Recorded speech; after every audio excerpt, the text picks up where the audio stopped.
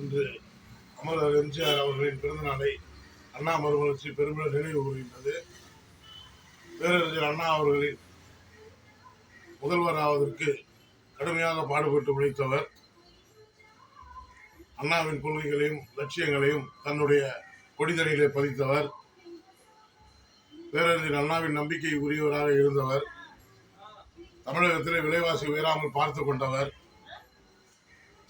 தமிழகத்திலே அதிக அளவு பொறியியல் கல்லூரிகளை உருவாக்கி இன்று வேலைவாய்ப்பு உருவாவதற்கு இன்று ஐடி துறையிலே தமிழ்நாடு பெருமளவு முன்னேறி இருப்பதற்கு அமரர் எம்ஜிஆர் அவர்கள் ஒரு காரணம் என்பதை மறுத்திட இயலாது. கர்ம வீரர் காமராஜர் அவர்கள் கொண்டு வந்த மதிய உணவு திட்டத்தை சத்துணவு திட்டமாக மாற்றி பட்டி தொட்டி எங்கும் ஏழை எளிய மாணவர்கள் சிறு குழந்தைகள் உண்ண வீதிக்கு ஒரு சத்துணவு கூடம் கட்டியவர் என்பதை இவருடைய பிறந்த நாளிலே பெருமையுடன் அண்ணா மறுமலர்ச்சி பேரவை நினைவு கூறுகின்றது.